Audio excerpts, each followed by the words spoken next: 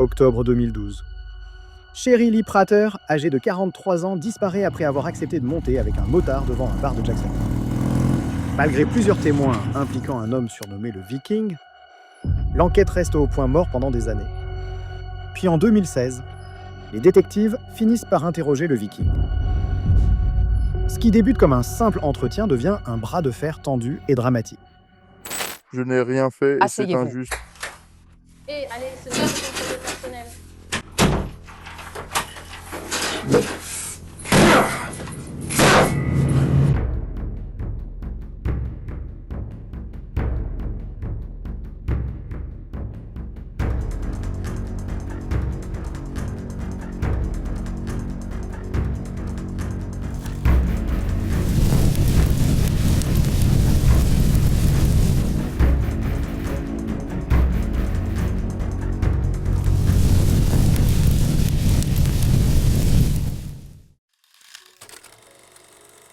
Sherry Lee Prater, âgée de 43 ans, est née à Jacksonville, en Floride, la ville qu'elle avait toujours considérée comme son foyer. Mère célibataire, elle élevait 2 filles avec qui elle avait un lien très fort, selon ses proches. Elle partageait une maison avec la mère de Sherry, Norma Ellis, 3 générations de femmes sous un même toit, dans un foyer modeste de la classe ouvrière. Selon Norma, Sherry était très sociable. Elle vivait pour le karaoké. Et elle avait une voix qui rappelait celle de Stevie Nicks. Elle adorait les Harley Davidson, mais avait aussi un côté doux. Elle écrivait de la poésie, l'utilisant comme un exutoire pour traverser une vie qui n'avait pas toujours été facile. Au fil des années, Sherry a traversé une série de relations ratées, certaines marquées par la violence conjugale. Elle a eu recours à la drogue et à l'alcool pour faire face. Selon Ellis, son addiction était sans doute son plus grand combat.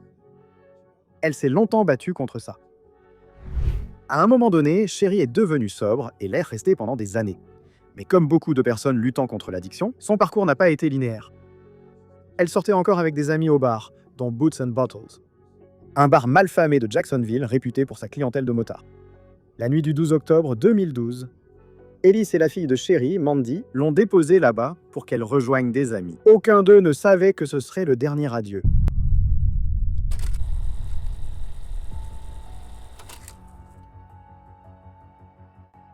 15 octobre 2012, depuis 3 jours, Sherry n'avait donné aucune nouvelle. Comme elle ne disparaissait jamais sans contacter sa famille, sa mère a signalé sa disparition à la police. Un détective a été assigné à l'affaire et des amis ont signalé que Sherry s'était récemment disputée avec son ex, Daniel Dolisson. Cela a fait de lui l'une des premières personnes à intéresser les enquêteurs. Mais la police a confirmé son alibi et rien ne le reliait à sa disparition. Les enquêteurs ont alors retracé les derniers déplacements de Sherry. Des images de vidéosurveillance d'un magasin montraient Sherry quittant le bar Boots and Bottles tôt le matin et titubant vers un homme sur une moto garée dehors. Elle est partie avec lui sur la moto et on ne l'a jamais revu vivant. Les détectives ont identifié le conducteur comme Johnny Wayne Johnson, chauffeur routier de 38 ans. Il a accepté de parler. L'une des premières choses qu'ils ont remarquées était son accent inhabituel. Johnson a affirmé qu'il détenait la double nationalité américaine et islandaise, que son nom islandais était Manibadvar Thorvaldsson, et qu'il était né en Floride d'un père islandais et d'une mère américaine. Les enquêteurs étaient sceptiques quant à son accent, allant jusqu'à le décrire dans leur rapport comme un faux accent islandais. Johnson, déjà condamné pour cambriolage et vol, n'était pas inconnu des forces de l'ordre. Pendant l'entretien, il a admis avoir quitté le bar avec Sherry cette nuit-là. Il affirme l'avoir déposée près d'une maison sur Trout River Boulevard et ne plus l'avoir revue. Sa petite amie Jordan a dit la même chose à la police. Faute de preuves solides pour le retenir, Johnson a été relâché. Puis, seulement un mois plus tard, les proches ont appris la nouvelle redoutée. Bonsoir. La recherche d'une femme de Jacksonville portée disparue est maintenant terminée. Mais le mystère de ce qui lui est arrivé n'est pas encore résolu. La police de Jacksonville confirme que les restes retrouvés au nord la semaine dernière sont ceux de cette femme, Sherry Lee Prater, âgée de 43 ans, vue pour la dernière fois le 12 octobre dans un bar sur New Berlin Road, près de chez elle. La police a identifié les restes trouvés la semaine dernière dans les bois près de Braddock Road. Quand tout cela a commencé, j'ai prié Dieu. J'ai demandé, s'il te plaît Seigneur, ramène-la à la maison. Je voulais croire qu'elle reviendrait et franchirait la porte de la maison. Une prière restait sans réponse lorsque Daniel Dolisson a appris que Sherry Prater, la femme qu'il dit avoir voulu épouser, était morte, pas disparue. C'est terrible d'imaginer ça. Tu sais, Je voulais la protéger de tout ça. Tu comprends? Et je ne pouvais pas être là. La découverte des restes de Sherry n'était pas un hasard. L'ex-femme de Johnny, Samantha, a contacté les détectives pour partager des informations. Et qu'est-ce que tu peux dire sur la fille qui était à l'arrière de la moto? Il l'a emmenée quelque part près de Cherry River Boulevard et Braddock Road. Il l'a déposée. À ce moment, il lui a tiré dessus. Oui, monsieur. Il a dit qu'il manquait de temps pour regarder la femme, alors il l'a traînée dans les bois. La déclaration de Samantha a pour la première fois impliqué directement Johnson dans le meurtre de Sherry. Et ce ne serait pas la dernière. En janvier 2014, un autre témoin a déclaré que Johnson lui avait dit avoir conduit Sherry en voiture, qu'il l'avait conduite jusqu'à Braddock Road, et après s'être arrêté pour uriner, il lui a demandé de se retourner pour voir son tatouage. C'est alors qu'il a dit lui avoir tiré dans la poitrine. Puis, en octobre 2016, les enquêteurs ont de nouveau contacté la petite amie de Johnson, Jordan, et ont appris que les deux n'étaient plus ensemble. Elle a cette fois donné une version totalement différente, affirmant que Johnson avait avoué avoir tué Sherry et s'être débarrassé de son corps sur Braddock Road. Finalement, en novembre 2016, plus de 4 ans après la disparition de Sherry, les enquêteurs ont estimé qu'ils avaient un dossier suffisamment solide pour engager des poursuites. Ils se sont rendus au domicile de Johnson, ils l'ont interpellé et conduit au bureau du shérif de Jacksonville pour l'interroger. Pendant la phase de collecte d'informations, Johnson garde la même version. Il a emmené Sherry en voiture. Il l'a déposée près de chez elle, sur le boulevard Trot River, et ne l'a jamais revue. À première vue, c'est un récit plausible. Il n'y a aucun témoin oculaire du meurtre, aucune arme du crime retrouvée, aucun ADN, empreinte digitale ou preuve balistique ne relie Johnson au meurtre de Sherry. À ce stade, les détectives s'appuient surtout sur des preuves circonstancielles et des témoignages. Lorsque son mariage avec Samantha Johnson est évoqué, il affirme qu'ils ont divorcé et ne s'étaient pas revus depuis 2010. Un problème subsiste. Les détectives disent avoir des preuves qu'elle s'est rendue chez lui en 2012 et qu'ils ont eu des relations sexuelles dans le garage, ce qui contredit sa chronologie. Ensuite, ils lui présentent les relevés de téléphone qui situent Johnson près de Braddock Road lors de la disparition de Sherry. Enfin, ils exposant les accusations, pourquoi y a-t-il 4 témoins distincts, y compris votre ancien conjoint et une ex-petite amie, qui disent que vous avez avoué avoir tué Sherry? Une fois le terrain préparé, les détectives ont continué à confronter Johnson. Je n'ai pas fait ça. Eh bien, qui l'a fait? Je ne sais pas qui l'a fait. Eh bien, tu es allé à Braddock Bridgewater avec elle? Je ne sais pas qui l'a fait. Mais tu es allé à Braddock Bridgewater avec elle. Je ne l'ai pas laissée sur Braddock D'accord, Road. tu es allé à Prashper pour un oui ou un non? Je suis descendu, mais je suppose que c'était avec elle. Non, Je ce n'est suppose. pas une supposition. Si tu dis que je l'ai fait, c'est sûrement le cas. Je veux que tu me le dises parce que c'est ce dont tu te souviens. Je ne vais pas te mettre des mots dans la bouche. Je ne me souviens pas des rues, c'est ce que je te dis. Je ne me souviens pas. Je te dis honnêtement, je ne me souviens pas de chaque rue que j'ai. Je me souviens. Je me souviens. La route où je l'ai laissée. Et la route où je l'ai laissée, c'était Trout River Road. Tu ne l'as pas laissé sur le sentier de la route Trout. Si, je l'ai fait. Tu ne l'as pas fait? Si, je l'ai fait. Je te le jure. Je Donc te elle le est jure venue sur à tout pied mon depuis nom. Trout Ridge, tout le Je ne chemin comprends jusqu'à pas l'endroit comment où elle a fait été ça. tuée. Elle est arrivée là-bas. Toi, ton téléphone et Sherry Prater est juste là sur Braddock Road, là où elle est. Retrouvée. Je ne sais pas. Morte. Elle est arrivée là-bas. J'ai besoin de la vérité maintenant. C'est ta dernière chance de me dire la vérité. Tu connais la piste cyclable? Oui ou non? Je ne connaissais pas son nom, mais on était dessus. Et comment tu sais ça? Parce qu'on a rencontré ce gars juste ici. Comment sais-tu si tu ne te souviens plus du nom de cette route maintenant? Souviens-toi. Parce qu'il m'a dit où c'était. Je me Et souviens je ne de veux qui pas voulait. que quelqu'un mette des mots dans ta bouche. Non, je me d'accord? souviens. Comment on s'est retrouvés sur cette route. Et honnêtement, je m'en souviens vraiment, c'est la pure vérité. Et j'ai peur en ce moment. Eh bien, seule la vérité va aider, alors vas-y. Non, je te le dis tout de suite. Si je te parle de ce type, il est muet. Il va m'avoir. Qui c'est? Je ne connais pas son nom, mais je connais son visage. Il est petit, il fait à peu près ma taille, mais il a des tatouages sur la tête. Il traîne avec Big Mike, qui traîne avec les Outlaws. D'accord, tu n'as pas dit qui il était. Explique-nous ce qui s'est passé. Quand je suis descendu, elle a passé un appel. Et quand je suis descendu, nous avons rencontré ces gens ici. D'accord. Comment sais-tu que c'est Braddock Road? Parce que quand nous sommes venus, quand nous étions ici pour la première fois, nous sommes revenus ici et nous sommes descendus par ici. Et c'est là qu'elle m'a tapé sur l'épaule pour que je tourne. C'est le premier grand changement dans l'histoire de Johnson. Il affirmait depuis des années avoir laissé Sherry sur le boulevard Trot River. Il admet maintenant avoir été sur Braddock Road. Ce n'est pas un aveu de meurtre? Cela le situe précisément là où il n'y était allé et concorde avec les données du portable et les témoignages recueillis par les enquêteurs durant des années. Pendant 4 ans, tu as fait croire que tu n'étais jamais allé sur Bryant Road avant ce soir. Je ne connais pas ces noms de route. Tu me dis, hé, regarde, Je l'ai tu peux le signalé dire. à... Tu as affirmé Je que n'ai c'est pas- le droit, en réalité. Je l'ai même dit plusieurs fois, non? Chris, en face du parc à côté du Food Lion, Parce qu'il m'a dit que c'était Braddock Road. D'accord. je t'ai dit que c'était Braddock Road. C'est en face du parc, près du Food Lion. Ouais, c'est parce que elle m'a tapé sur l'épaule. C'est Braddock Road, que tu connaisses son nom ou pas. Ce n'est pas la question. La question, c'est ce qui se passe en ce moment. Descendre cette route avec Samantha. Descendre cette route avec Oli. Descendre Tu as cette dit que route. tu étais descendu cette route avec le... Oui. Je parle de rouler sur cette route avec Jordan. Je n'ai rien indiqué parce que je ne savais pas qu'elle était partie. Je pensais qu'elle traînait encore. Je pensais qu'elle Eh traînait bien, encore est-ce avec que ces tu as gars-là. indiqué où tu... Ça... C'est bien Non, là non, que non, je je l'ai ne l'ai pas déposé? fait. Si, tu l'as fait. Non, Je ne savais pas. Eh bien, mince, tu penses qu'on a retrouvé les restes de Chérie? non, je ne le pense pas. Parce qu'elle était... Ce sont ces fêtards des bois? Je ne sais pas. Avant qu'on la trouve. Je ne sais pas. Je ne sais pas comment tu l'as trouvé. Je ne sais pas. Et j'aime comment t'as dit à une des filles, haha, tu sais? Je m'en suis sortie. Ils croient que c'est des restes d'animaux. Je ne sais pas ce que c'est ni de quoi tu parles. À Jordan, tu croyais t'en Non, tirer je- en non, je disant ne que pense c'était pas. les infos. Ils disent que ce sont des restes d'animaux, comme l'ont rapporté les infos. Je ne sais pas. Je ne sais pas. Je ne lui ai rien dit. Je ne lui ai pas dit que je m'en étais sorti avec quoi que ce soit. Je ne crois pas au meurtre. Je ne crois pas qu'il faille tuer. Comme sur Long Green Road, Je ne sais pas ce qui s'est passé à Long Island.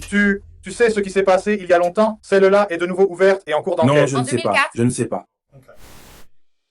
Les détectives ont évoqué un incident du passé de Johnson, un coup de couteau mortel qui a eu lieu sur Long Green Road à Jacksonville en 2004. Nous avons pu confirmer qu'un homicide a bien eu lieu dans le pâté de maison, 2000 de Long Green Road South, en août 2004. Mais aucun dossier public n'identifie Johnson comme suspect dans cette affaire. Pourquoi les détectives en parlent-ils? Ils ne l'ont jamais expliqué lors de l'entretien, mais en consultant les dossiers du tribunal, nous avons appris que plusieurs témoins auraient dit aux enquêteurs que Johnson avait donné 3 raisons différentes pour le meurtre de Chérie. Selon ces témoins, d'abord, elle en savait trop sur un précédent incident dans lequel Johnson aurait été impliqué. Deuxièmement, elle devait rembourser des dettes de drogue présumées auprès de l'Outlaws Motorcycle Club. Et troisièmement, elle l'avait vu tuer 2 autres hommes cette nuit-là et menacer d'aller voir la police. Avec ce contexte en tête, revenons à l'interrogatoire, où les détectives mettent la pression sur Johnson concernant l'homicide de Long Green Road. Tu étais aussi là. Je te l'ai dit. Tu as menti à la police cette nuit-là. Nous sommes en train d'y retourner. Je suis de Ouais, retour ouais. et je reprends. Et tout le reste. Je me suis fait voler avec Nikki, mais je n'ai jamais fait quoi que ce soit en ligne C'est ou à qu'on a parlé. distance. À tous ces petits garçons qui avaient 13, 14 et 15 ans à l'époque où tu traînais avec eux alors que tu étais adulte, tu te souviens de tous ces petits garçons? Je sais que Vicky recevait souvent du monde chez elle. Je ne sais pas qui ils étaient tous, Vous aviez tous les deux Oui, beaucoup c'est de aussi monde ta qui maison. traînait avec certains de vos amis. mais je n'ai rien fait. Ce n'est pas ce qu'on nous dit là-bas. Eh bien, moi, je ne me soucie pas de ce que les gens disent. Comment de la moi famille parce que je ne Norton sais pas. a quelque chose à voir avec les longs routes vertes? Ma Ta famille, sait. moi, je t'ai dit, ma famille m'en veut. Quel est le nom de tous les tatouages? Je comprends ce que tu dis. Et je sais ce que tu essaies de dire, mais je n'ai pas fait ça. Je te le dis. Eh bien alors, Je n'ai comment pas alors? aimé ça. Alors explique-moi juste une dernière chose. À moi. Comment savais-tu où était son corps si tu ne l'as pas fait? Je ne savais pas. Je ne savais pas où était son corps. Si je suis convaincu, il est convaincu. Tout ce bureau est convaincu.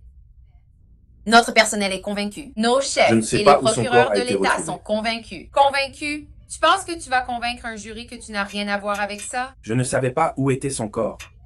Tu sais ce qu'il faut pour accuser quelqu'un de meurtre? Tu penses déjà que c'est moi qui l'ai fait. C'est parce que c'est une mesure de réduction des coûts vieille de Mais 4 je ans. te le Je dis. te le dis. Je n'ai pas fait ça.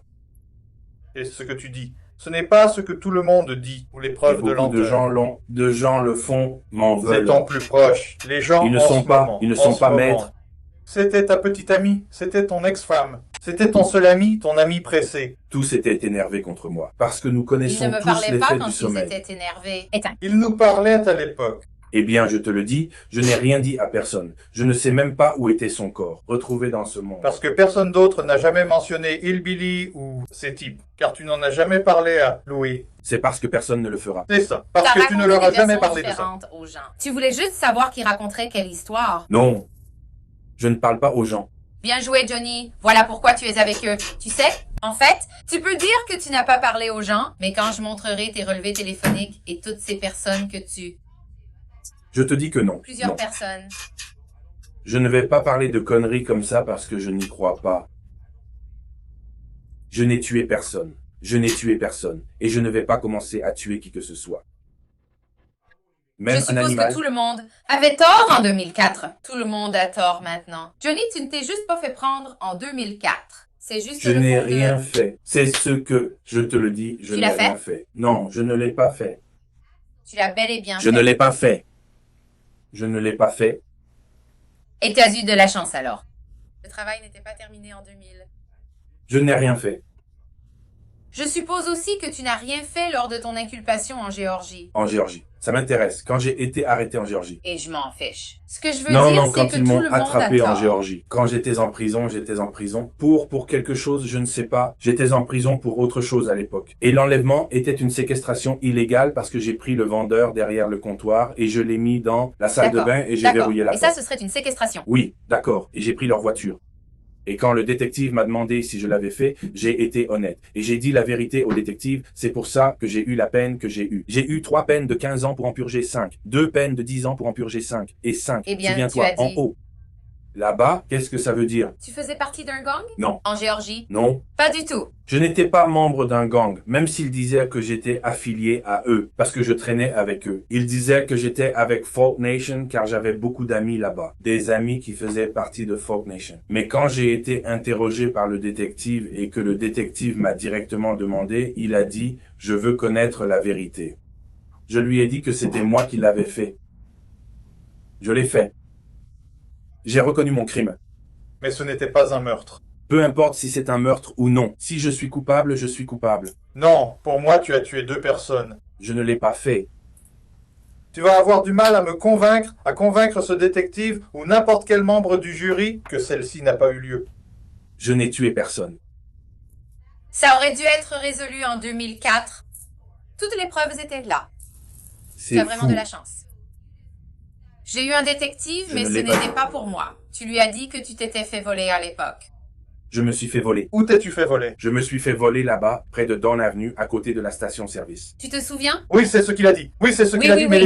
les vidéos ne sont pas là. La preuve de la vidéo, Mais j'y étais. Mais je Ce me n'est suis pas ce que trompé. ça vaut. Et je n'ai rien fait à ce moment-là, et je n'ai rien fait maintenant. Est-ce que je peux appeler ma femme? oui, vous pourrez appeler votre femme. Vous avez d'autres questions pour moi? Est-ce que je peux rentrer chez moi? Non, vous ne pouvez pas. Pourquoi donc? Parce que je vous inculpe de meurtre. Je n'ai tué personne. Je vous inculpe de ce meurtre et nous pouvons le prouver. Non, vous ne pouvez pas car je ne l'ai pas fait. Et ce sera à vous de... J'appellerai Très mon bien, je veux avocat. mon avocat. Parfait. D'accord, tu peux pas Mais- voir. Comment fais-tu? Je veux appeler mon... Une fois arrivé en prison, tu peux appeler ta femme. Elle n'a pas de moyens pour ça, pour que je l'appelle en PCV. Impossible de l'appeler ici non plus. Et mon portable? Je n'ai rien fait. C'est une erreur. D'accord. Tu parles de tes biens personnels.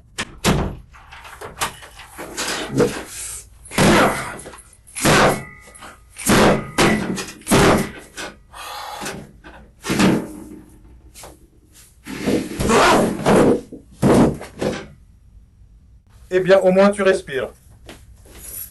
Tu as appelé les secours pour toi? Non, tu vas venir. Regarde-toi. Je n'ai rien fait de mal.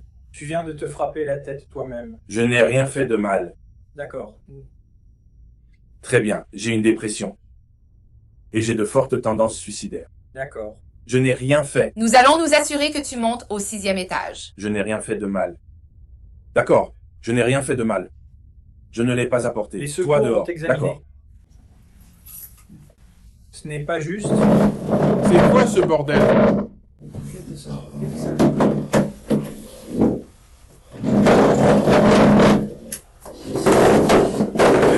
C'est de ma faute. Je n'ai tué personne. D'accord, ok. Il va falloir laisser les secours venir vous examiner.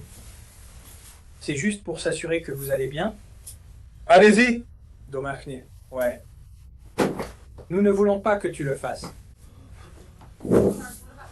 Rassieds-toi sur cette chaise. Voilà. Assieds-toi. Juste assieds-toi sur la chaise. Sur la chaise. On va avoir une petite discussion. Je vais me faire du mal. Eh bien, on va t'aider. Si tu refais ça, Ne fais pas ça. Ne recommence pas. Si tu le refais, Non, je te promets. Je assis veux pas sur une d'entendre chaise ça. chez Nancy. Assieds-toi sur la chaise. Mais tu n'as pas fait beaucoup de... Nous allons mettre des liens. Toi ici, si tu continues à faire ça, alors ne le fais pas. Ne le fais pas. Ne demande pas, agis. Et elle est en train de me soigner. Regarde, Hé, tu as dit. Tu voulais un avocat. On ne te parle pas. Sa façon On va d'agir me t'aider. dégoûte. elle m'a traité. On va Elle m'a t'apporter traité de comme un... Et j'ai rien fait. Je comprends. Nous allons te trouver un avocat parce que c'est ce que tu voulais. Et d'abord, on va s'assurer que tu vas bien sur le plan médical. C'est tout. On a fini. Je veux rentrer à la maison. Oui, je comprends. Allons demander à quelqu'un de t'examiner. Est-ce que je peux rentrer chez moi? On veut que quelqu'un t'examine et je ne peux plus te parler car tu veux un avocat. Je ne peux que dire que du personnel médical vont venir t'examiner. Si le personnel médical m'examine, puis-je rentrer chez moi? Je ne peux rien dire d'autre.